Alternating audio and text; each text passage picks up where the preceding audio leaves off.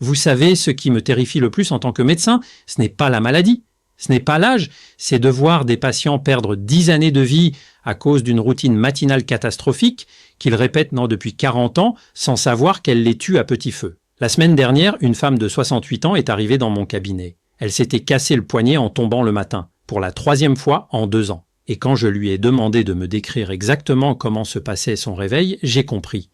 Tout était là. Les erreurs, les mauvais réflexes, les gestes dangereux. Et le pire, elle ne s'en rendait même pas compte. Je m'appelle Dr Morgan. Je suis médecin spécialisé dans la santé des seniors depuis plus de 15 ans. Et aujourd'hui, je vais vous raconter ce que personne ne vous dit jamais sur les premières minutes de votre journée. Parce que ce qui se passe entre le moment où vous ouvrez les yeux et celui où vous prenez votre petit déjeuner peut littéralement décider si vous allez vieillir en pleine forme ou basculer dans la dépendance. Je ne parle pas de théorie, je parle de ce que je vois tous les jours, des corps qui crient à l'aide, des signaux ignorés, des habitudes mortelles déguisées en normalité. Alors laissez-moi vous poser une question très simple. Qu'est-ce que vous ressentez dans les toutes premières secondes après avoir ouvert les yeux? Vous sentez vos jambes lourdes, votre tête embrumée, vos articulations raides comme du béton. Vous avez cette impression d'être coincé dans un corps qui ne vous obéit plus. Si c'est le cas, écoutez-moi bien. Ce n'est pas l'âge, pas encore. C'est votre réveil qui sabote votre journée avant même qu'elle ne commence.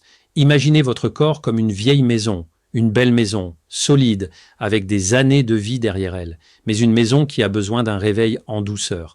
Vous n'allumeriez jamais toutes les lumières d'un coup après une nuit dans le noir total, vous n'ouvririez pas brutalement toutes les fenêtres en plein hiver, pourtant c'est exactement ce que vous faites à votre organisme chaque matin, vous le forcez à passer de 0 à 100 en quelques secondes, et lui, il n'a plus 20 ans, il ne peut plus suivre ce rythme.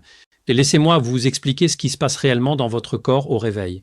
Pendant la nuit, vous êtes en mode récupération. Votre cœur bat lentement, votre pression artérielle est basse, votre système nerveux est apaisé, tout est calme. Et puis soudain, l'alarme sonne, ou la lumière entre, ou votre vessie vous réveille, et là, tout s'accélère. Votre cerveau doit se reconnecter à la réalité. Votre cœur doit reprendre un rythme normal, votre sang doit circuler vers vos muscles, votre cerveau, vos organes. Vos hormones doivent se réajuster. C'est une symphonie complexe qui demande du temps. Mais vous ne lui laissez pas ce temps. Alors voici ce qui arrive. Vous ouvrez les yeux, vous vous redressez d'un coup, vous posez vos pieds par terre, vous vous levez, et là tout bascule. Votre sang, qui était bien tranquille dans vos jambes et votre torse, n'a pas eu le temps de remonter vers votre tête. Vos barorécepteurs, ces petits capteurs qui régulent votre pression sanguine, sont encore endormis. Résultat, votre cerveau se retrouve en manque d'oxygène. Vous voyez flou, vous avez un voile noir, vous vacillez, parfois vous tombez, on appelle ça l'hypotension orthostatique, et c'est l'une des premières causes de chute grave chez les seniors. Je vais vous raconter une histoire. Un de mes patients, Monsieur Bernard, 72 ans, un homme actif, autonome, en pleine forme. Un matin, il se lève comme d'habitude, trop vite, il perd l'équilibre, il tombe, fracture du col du fémur, opération, 3 mois d'immobilisation. Perte de masse musculaire, dépression. Aujourd'hui, il marche avec une canne et il a peur de sortir de chez lui. Tout ça pour 30 secondes de précipitation. Vous comprenez la gravité? Alors voici ce que je vous demande. Demain matin, quand vous ouvrez les yeux, ne bougez pas tout de suite. Restez allongé, respirez, sentez votre corps. Bougez vos doigts, vos orteils, faites quelques cercles avec vos chevilles, prenez votre temps. Laissez votre circulation se réveiller en douceur, puis tournez-vous sur le côté. Asseyez-vous lentement, attendez encore quelques secondes, sentez vos pieds bien posés au sol, et seulement après, levez-vous. Je sais, ça peut sembler long, mais ça prend 1 minute. Une seule minute, et cette minute peut vous sauver la vie, littéralement. Mais attendez, ce n'est pas fini, parce que maintenant, je vais vous parler de quelque chose que presque personne ne fait. Et pourtant, c'est crucial, votre bouche. Oui, votre bouche. Vous vous demandez sûrement quel rapport avec le vieillissement? Eh bien, tout. Pendant la nuit, votre bouche devient un véritable nid à bactéries. Vous ne produisez presque plus de salive. L'acidité augmente, les microbes prolifèrent, ils forment une couche collante sur votre langue, vos dents, vos gencives. Et le matin, qu'est-ce que vous faites? Vous buvez un verre d'eau ou un café et vous avalez tout ça. Toutes ces bactéries descendent directement dans votre estomac, puis dans vos intestins, puis dans votre sang. Et là, elle déclenche une inflammation silencieuse, invisible, mais dévastatrice. Parce que l'inflammation chronique, c'est le moteur du vieillissement.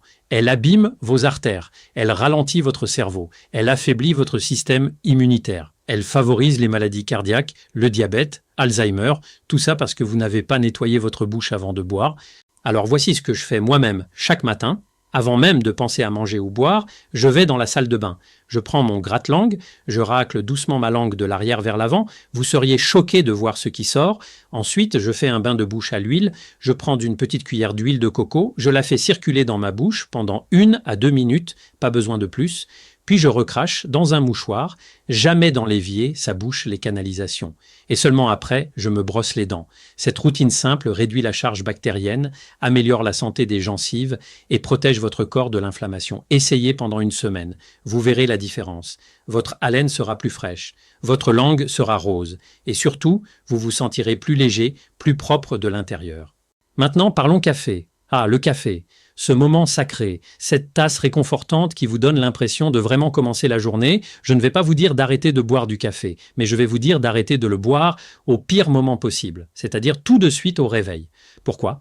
Parce que quand vous vous réveillez, votre corps produit naturellement un pic de cortisol. C'est votre hormone de l'éveil. Elle vous donne de l'énergie sans que vous ayez besoin de quoi que ce soit.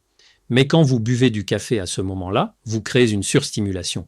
Votre système nerveux s'affole, vos glandes surrénales se fatiguent, et quelques heures plus tard, vous vous effondrez. Ce coup de barre de 11 heures, vous voyez, ce n'est pas un hasard.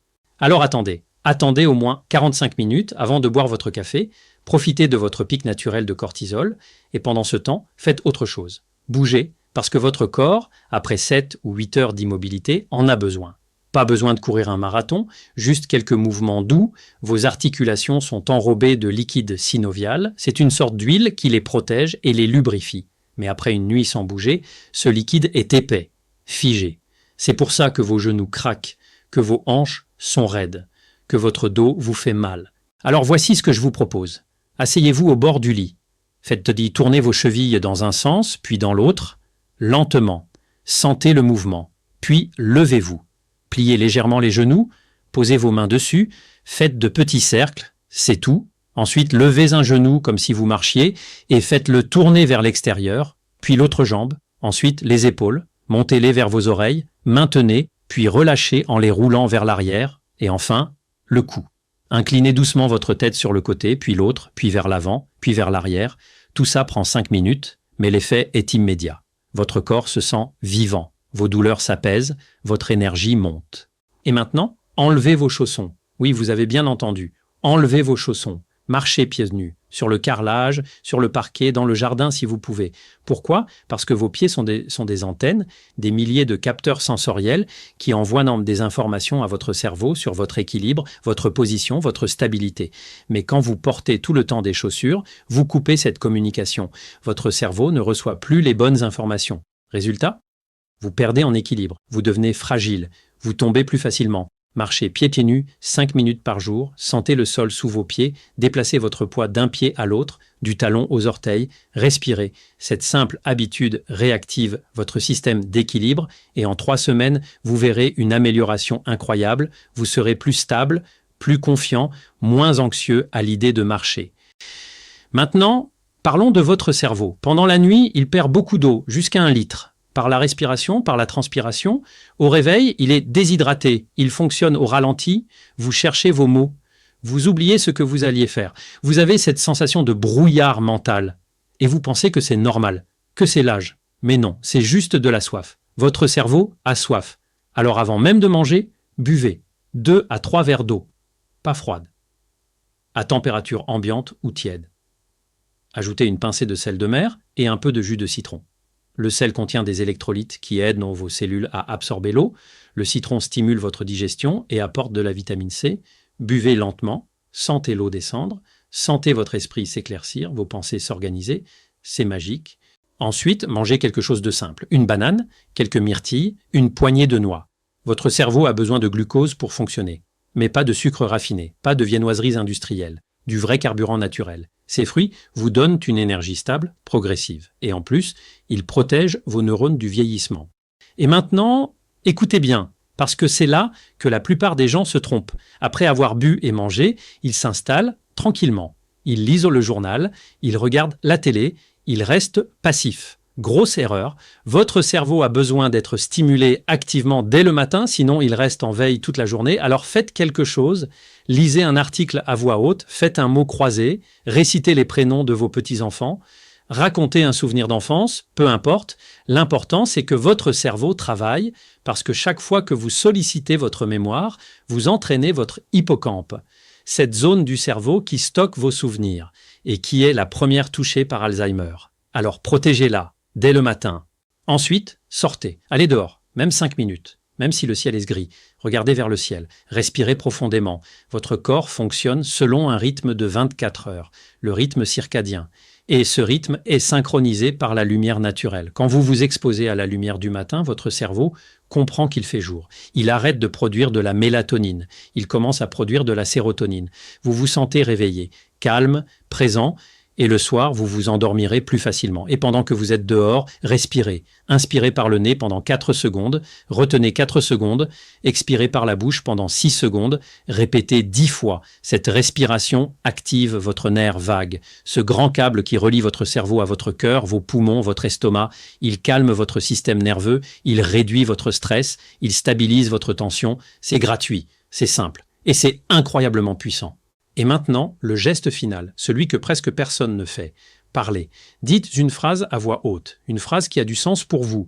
Pas un slogan vide, quelque chose de vrai, par exemple « Aujourd'hui, je prends soin de mon corps » ou « Aujourd'hui, je choisis la clarté et la paix ». Pourquoi faire ça? Parce qu'au réveil, votre cerveau est encore dans un état très réceptif. Ce que vous dites s'imprime profondément. Vous programmez votre journée. Vous donnez une direction à votre esprit et ça change tout. Voilà, vous avez maintenant toutes les clés. Un réveil lent, une bouche propre, une hydratation profonde, des mouvements doux, un contact avec le sol, une stimulation mentale, de la lumière naturelle, une respiration consciente et une intention claire, tout ça en 30 minutes. Ce n'est pas compliqué, mais c'est transformateur. Je sais ce que vous pensez. Docteur, j'ai mes habitudes. Je ne vais pas tout changer. Et vous avez raison, ne changez pas tout d'un coup. Commencez par une chose, peut-être boire de l'eau avant le café, ou rester allongé 30 secondes de plus, ou faire quelques cercles avec vos chevilles, peu importe. Mais commencez, parce que chaque petit geste compte. Et avec le temps, ça devient naturel. Je vous le dis avec tout mon cœur. J'ai vu des personnes de 80 ans plus vives que des gens de 60. La différence, ce ne sont pas les gènes, ce ne sont pas les médicaments, c'est la routine, ce sont les petits choix quotidiens. Votre corps est capable de miracles, même à votre âge, mais il a besoin que vous l'écoutiez, que vous le respectiez, que vous lui donniez ce dont il a besoin. Alors demain matin, offrez-vous ce cadeau. C'est 30 minutes pour vous, pour votre santé, pour votre vie, parce que vous le valez, parce que vous le méritez, parce que chaque matin est une nouvelle chance. Prenez soin de vous.